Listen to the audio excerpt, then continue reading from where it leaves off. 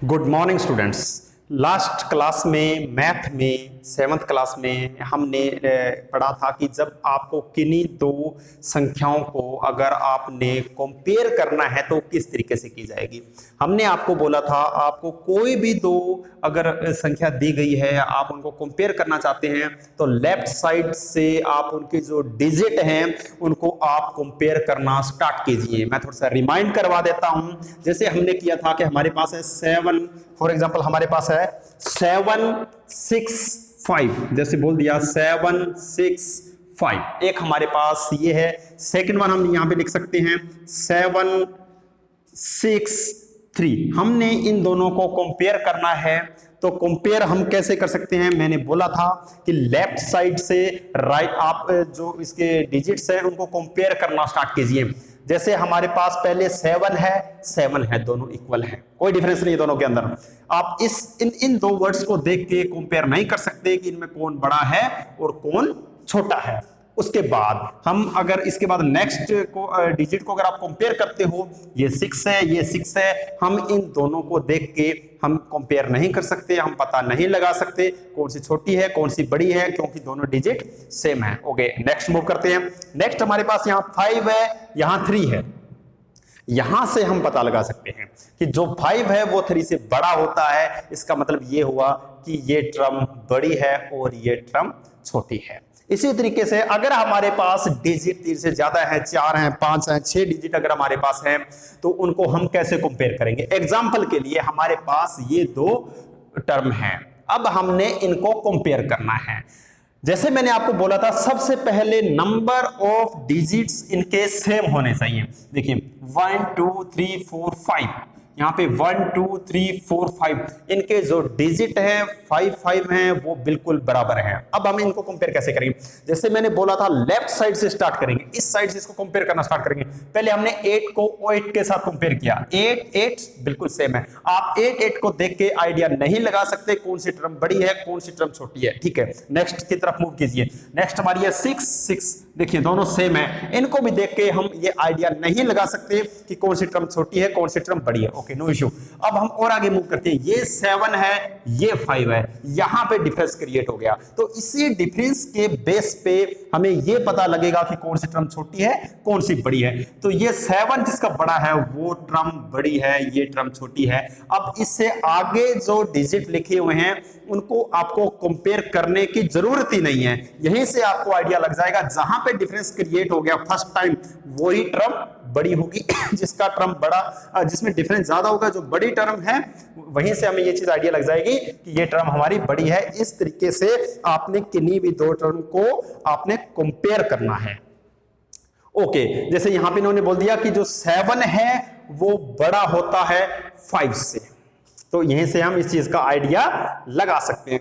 फिर फॉर किसी एक एग्जांपल के लिए हमें फिर यहां पे दो टर्म दी हुई है, हमने फिर इन दोनों टर्म को कंपेयर करना है सेम उसी मेथड में जैसे अभी हमने किया था। लेफ्ट साइड से स्टार्ट कीजिए, पहले 4 को 4 से कंपेयर कीजिए, सेम है, कोई डिफरेंस नहीं है। उसके बाद 6 को 6 से कंपेयर कीजिए, सेम है, कोई डिफरेंस नहीं है। उसके बाद 9 को 9 से कंपेयर कीजिए, सेम है, कोई डिफरेंस नहीं है। इन डिजिट तक आप इनको कंपेयर करके ये आइडिया नहीं लगा सकते कि कौन सी टर्म बड़ी है।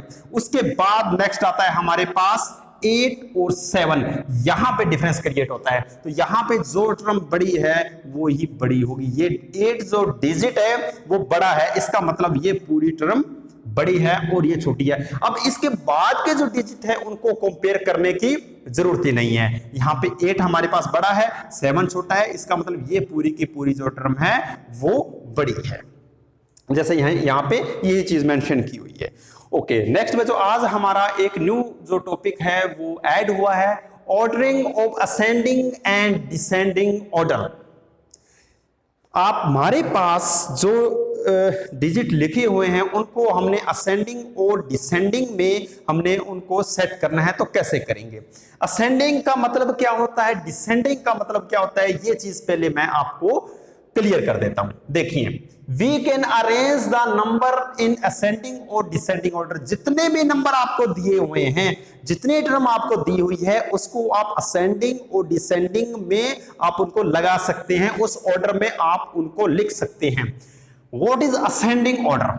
Ascending order means arrangement of number from smallest to greatest, छोटे से बड़े की तरफ मूव करना, उसको हम बोलते हैं असेंडिंग। जैसे 3, 5, 7, 11, ये क्या है, पहले छोटा फिर उससे बड़ा फिर उससे बड़ा फिर उससे बड़ा, इसको हम बोलते हैं असेंडिंग ऑर्डर। जैसे हमारे पास एग्जांपल के लिए दे रखा है 25, 32, 47, 65। कहने का मतलब क्या है कि जब नेक्स्ट टर्म पे हम जाते हैं, नेक्स्ट डिजिट पे जाते हैं, तो वो प्रीवियस वाले से, पीछे वाले से बड़ा है, इसका मतलब होता है ascending order.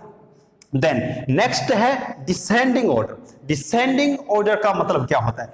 Descending order means arrangement of numbers from greatest to lowest, बड़े से छोटे की तरफ, उसको बोलते हैं डिसेंडिंग। जैसे पहले 85 है, 72, 65, 47, 32। कहने का मतलब क्या हुआ कि पहले बड़ा फिर उससे छोटा फिर उससे छोटा फिर उससे छोटा। एक बड़े सिंपल वे में अगर आप इसको समझना चाहते हो, इसका मतलब है कि हमने सीढ़ियों के ऊपर चढ़ना है, इसका मतलब है कि हम सीढ़ियों से हमें नीचे उतरना है। तो ये दो टर्म थी, इसको आप नोटबुक में जो ऊपर जितनी टर्म है सबको नोटबुक में आपने लिखना है, और इनको भी आपने नोटबुक में आपने इसको राइट करना है और इसको आपने समझना है। ओके, नेक्स्ट हमारे पास ये कुछ एग्जांपल्स दिए हैं। rewrite the numbers in the descending order of the numbers। इसमें हमने क्या करना है कि जो टर्म हमारे पास दे रखी है, देखिए यहां पे जो हमने पढ़ा था, दोनों की दोनों रूल्स यहां पे एप्लीकेबल होंगे। पहला रूल यहां पे ये एप्लीकेबल होगा कि पहले हमें ये पता लगे कि कौन सी टर्म किससे बड़ी है किससे छोटी है। वो चीज आप कैसे करेंगे? डिजिट्स को कंपेयर करके, आप सबके डिजिट को कंपेयर करोगे। जैसे फॉर एग्जांपल मैं पहले इसको और इसको कंपेयर करना चाहता हूं, तो पहले क्या है कि मैं लेफ्ट साइड से स्टार्ट करूंगा, 3 और 4 यहां पे बड़ा है, मतलब ये टर्म बड़ी है। अब मैं ये देखूंगा कि इस टर्म के बराबर और भी कोई टर्म बड़ी है, अब ये नहीं है, ये नहीं है, अब इन दोनों को आपस में मैं कंपेयर करता हूं। अगर इन दोनों को आपस में मैं कंपेयर करता हूं, ये 4 है, ये 4 है, मैं आइडिया नहीं लगा सकता कौन सा बड़ा है कौन सा छोटा है। ये 1 है, आइडिया नहीं लग सकता। ये 3 है, ये 0 है, कहने का मतलब ये सबसे बड़ी टर्म है। तो आपने क्या करना है, सबसे पहले इनको लिख लेना है, इनको एक ऑर्डर में लिख लेना है, पहले सबसे बड़ा फिर उससे छोटा फिर उससे छोटा फिर उससे छोटा, फिर आपने इनको असेंडिंग और डिसेंडिंग दोनों में लिखना है। यहां पे सिर्फ डिसेंडिंग में बोला हुआ है, आपने इसको असेंडिंग ऑर्डर और डिसेंडिंग ऑर्डर आपने दोनों के अंदर इसको नोट डाउन करना है। इसके नीचे पर कुछ एग्जांपल दे रखे होंगे, वो भी आपने करनी है। Thank you.